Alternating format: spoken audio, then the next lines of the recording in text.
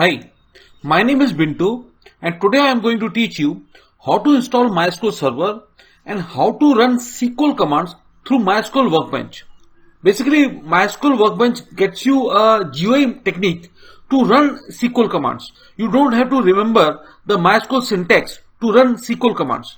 Right? So we'll do everything practically. First of all, we'll download MySQL. So we'll open Google. Here we have to search for download MySQL Server. See, you'll get so many options. The first option we have to select MySQL Community Downloads. See, we have to download MySQL Server Community version. It is showing you so many options: MySQL Community Server, MySQL Cluster, MySQL Router. As I said, we have to download MySQL Community Server. So let's click over here on this link. This page is asking you that you want MySQL Server for which operating system. See, there are so many options here: Microsoft Windows, Linux, Debian Linux, Fedora, so much. Because I want to install MySQL Server for my Windows version, so I'll leave this default value, Microsoft Windows. These are the options available. This link is showing you the MySQL installer, which is compatible for 32-bit version as well as for 64-bit version. I can go ahead with this, right? Let's click on this go to download page.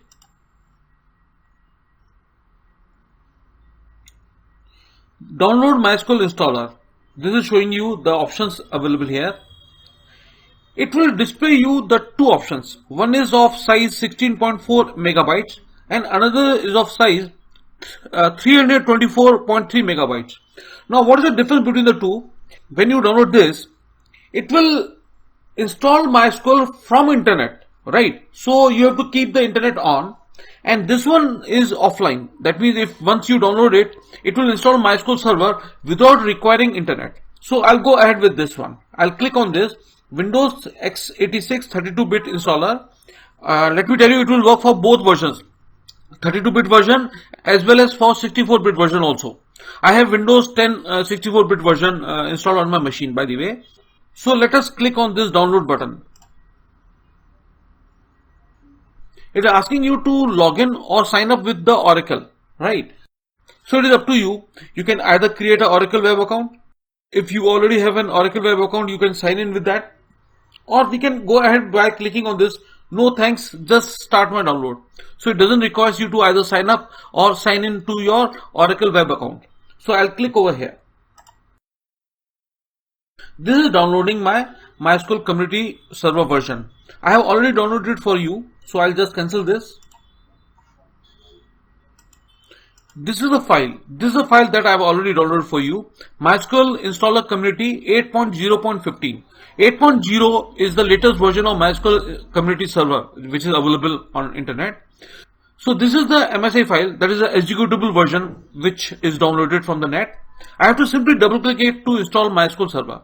So let's double click it.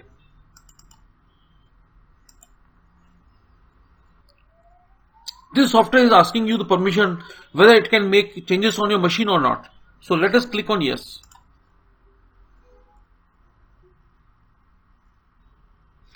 So first screen is the license agreement. You can go ahead, you can read the agreement if you want to. If you are happy with the agreements, you have to just click on this checkbox. I accept the license terms and conditions. Click on next button. It is asking you what setup type you want to install, whether it is developer default, whether you want to install only the MySQL Server, or you want to install only the client, or you want to install entire complete package, or you want to install with customized features only. See, with server only, what will happen that only MySQL Server will be installed on it.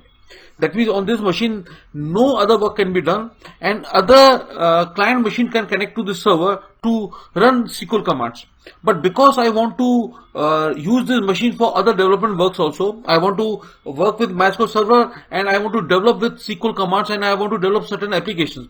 So I'll go ahead with developer default, and it is going to install what? It is going to install MySQL Server, MySQL Shell, MySQL Router, so many options. See, so many features. MySQL Workbench, MySQL for Excel. It will install all these features with this developer default setup type, right? So let us select this and click on next button. It is going to install your MySQL Server 8.0.15, right, on the machine of x64, because it has detected what kind of Windows version I have on this machine, right? And it is saying that it has already found this folder, MySQL Server 8.0. So do you want to change the folder location or you want to overwrite it? See, the MySQL Server was already installed on this machine. I have uninstalled it, but the folder still exists. So I can go ahead with another folder, or I can go ahead with the same folder. So let us select this next button so that it can install MySQL at the same folder. It is saying that this path already exists, and are you sure you want to continue? I don't mind if there's any file also. I don't mind whether it is overwritten or not. So let's select on yes. It is saying that the following products have failing requirements. MySQL installer will attempt to resolve some of this automatically. Requirements marked as manual cannot be resolved. It is saying that it won't be able to apply the feature for MySQL for Visual Studio. I don't mind with that. Let us select next button. It is again showing you the warning that do you still want to continue? I do want to continue. Let us select on yes button. This is showing that these are the options, these are the features that will be installed. MySQL Server, MySQL Workbench, MySQL Shell. So to begin with this installation, I have to just click on this execute button. You can see the progress over here. It is installing and it is showing you the progress that this much percentage has been installed. MySQL Server is installed. MySQL Workbench is installing now. MySQL Workbench is installed. Now it is installing MySQL Shell. These are the connectors. These connectors enable MySQL database tables to be accessed in different applications. Like this is ODBC, Open Database Connectivity. This will enable the database tables from MySQL to be accessed through different Microsoft softwares, C++, Java, Python. See, you can access MySQL database and tables through different languages, through different platforms also. It is installing MySQL router now. Through this MySQL connector C++, you can access the MySQL database and tables through C. This I'll be teaching you in the next lecture. You can access MySQL database and tables through C program also, as well as through C++ programs also. I'll show you in the next lecture. You can access MySQL database and table through .NET framework also.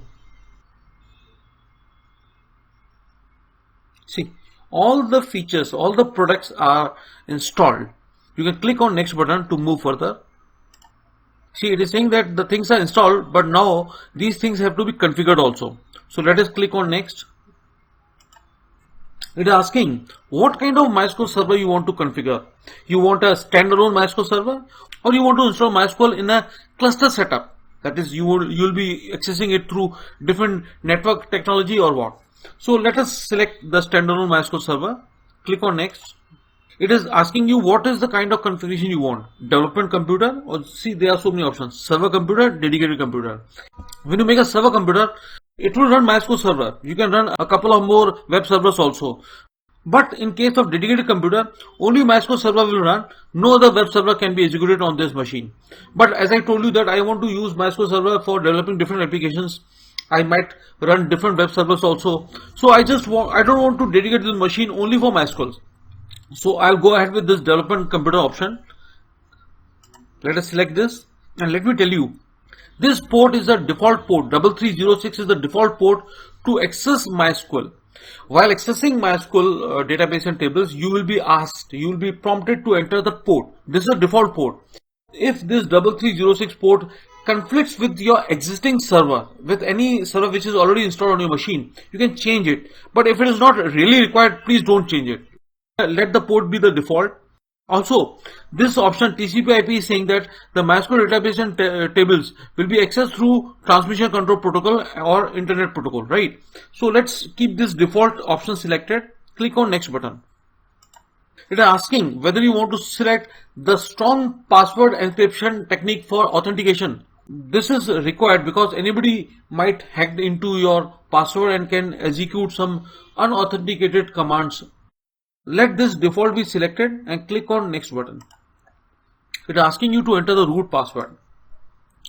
Let us enter some password, which is a combination of small case, small letters, uppercase, also numericals, symbols.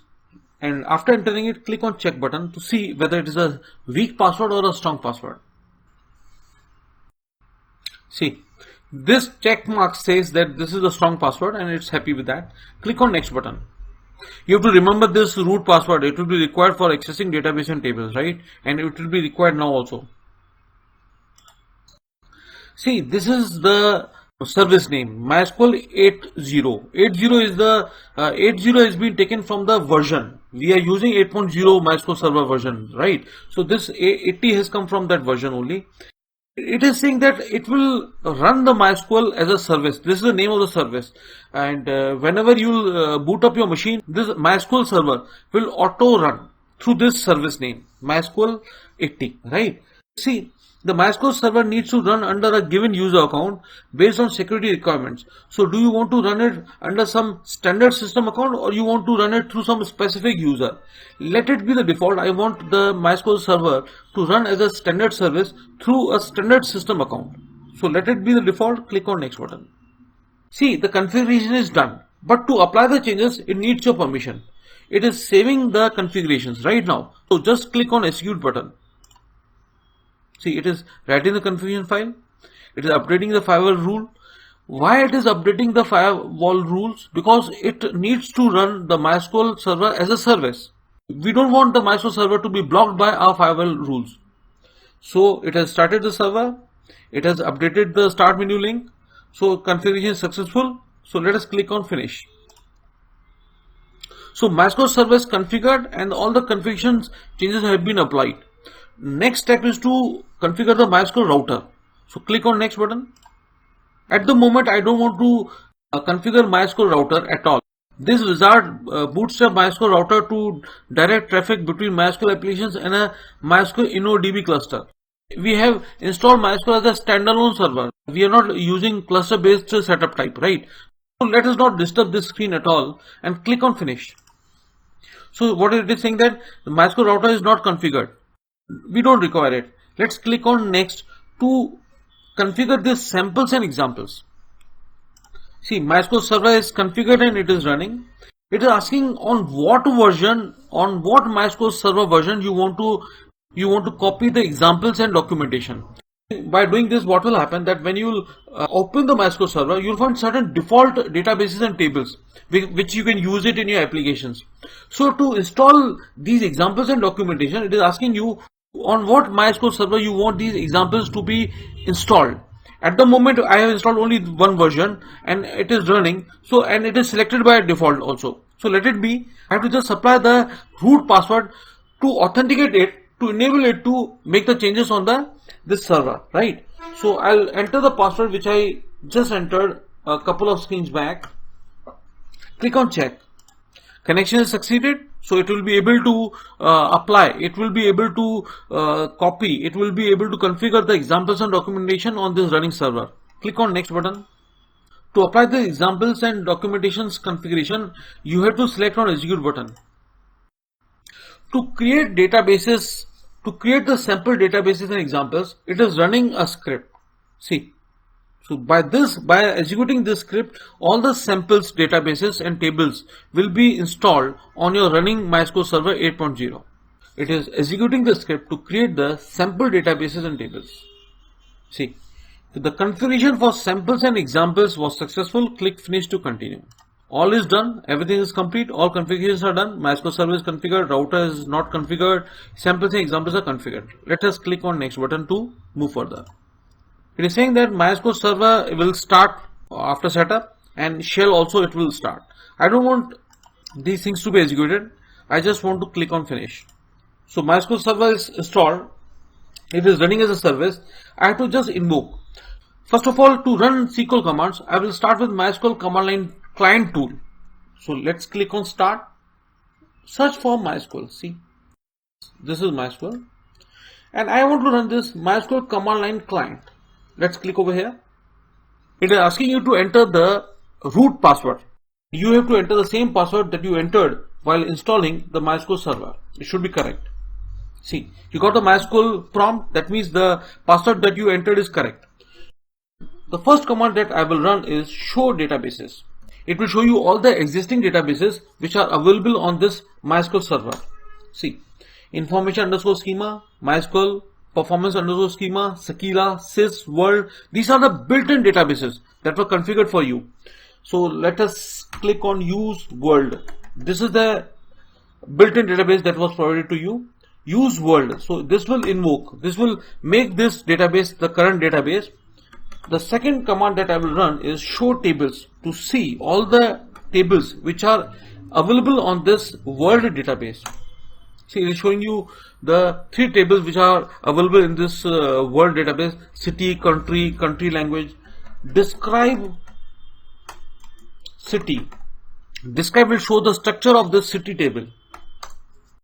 It has 5 columns: ID, name, country code, district, population, whatever. But let us run these MySQL commands through the MySQL workbench. So I'll invoke the MySQL workbench, click on start, I'll write MySQL workbench. Can you see that? I'll click over here. When you run MySQL, this is the first screen that you get, right? So first of all, you have to select on database, click on connect to database. It is asking you to enter the root password.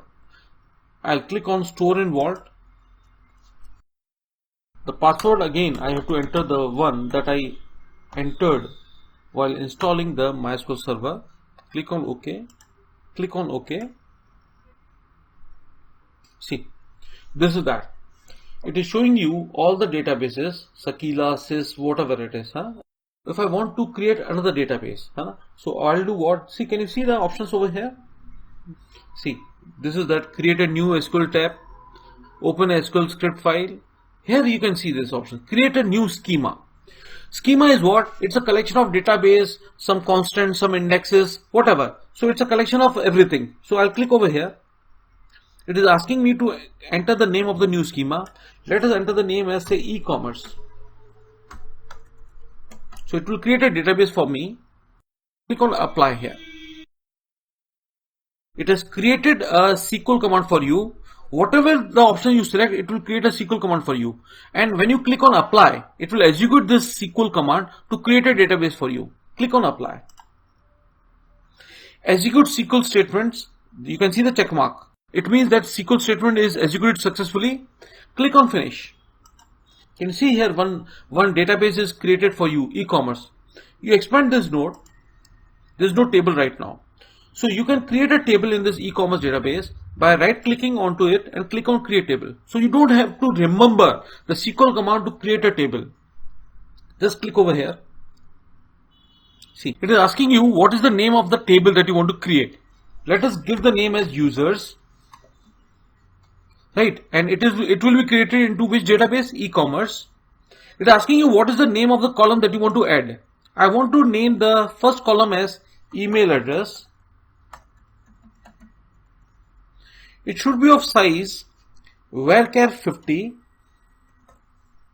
and let us declare it as a primary key, and it should not be null. So this is added, right? See, second column that I want to add is password.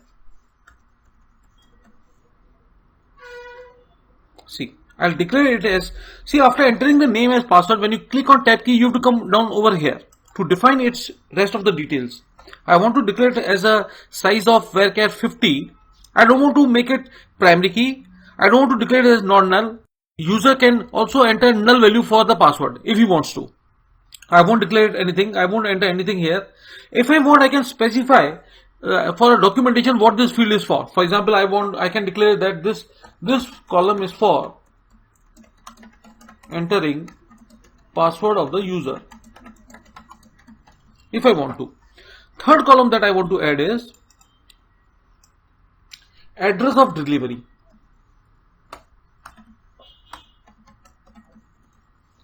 The moment I press tab key, it will come over here. This column, I want it to be of type text, because I don't know how long will be the address of the user. So these are the data types. I will take it as a tiny text. So by defining as a tiny text, there won't be any constraint on the size of the data that the user can enter. So these are the fields that I've entered. That are the 3 columns that I have specified. First is your email address, second is your password, and third is address of delivery.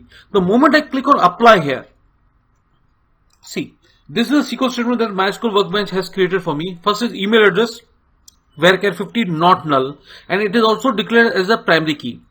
Password varchar 50, it can be null also. This is the command that we added, if you remember. Address of delivery of type tiny text. There is no constraint for the amount of data that the user can enter. Here I have to click on apply to create this table. See, the SQL statement is executed. Click on finish. Now in this e-commerce database, in this tables node, you can see that it has become expandable now.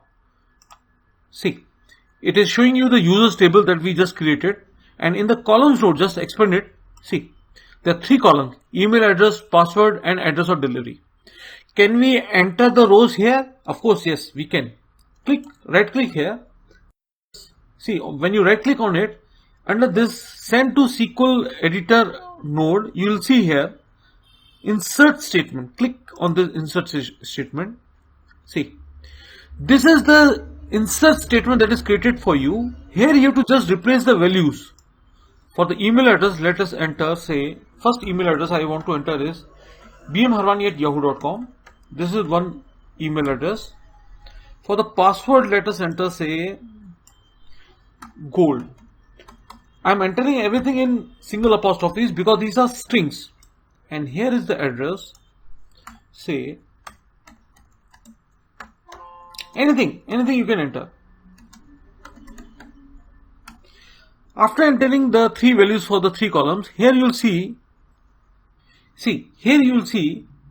execute the selected portion of the script, and here execute the, can you see that the 2 toolbars here? Execute the statement under the keyboard cursor. I'll click over here. So this statement is executed. You can see insert into email address, and this is there. 1 row is affected. So 1 row is added to my users table. Let us execute again here this statement, but with some other values. Say I'm entering, say, 1 email address again. Say password is, say, diamond, and some other address here. Say, again let us execute this.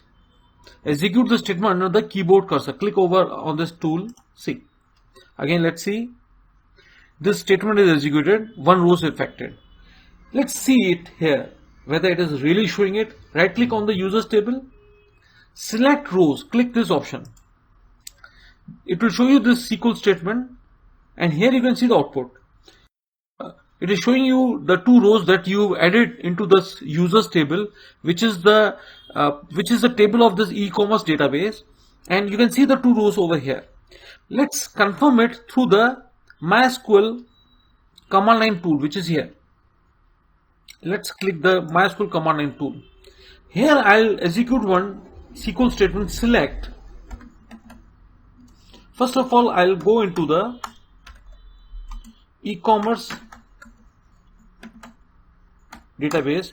It is activated. Show tables to see what are the tables that are created for. See, users table that we've created here. Let's see the structure of this users table. See, describe users. You can see the 3 columns over here, right? And let's see all the rows that has been inserted into this users table that we inserted through SQL Workbench. See, you can see the 2 rows inserted over here. So that means both are doing synchronized way. If you find any problem, you can mail me at bmharwani@yahoo.com. Thanks for watching the video. Have a nice day.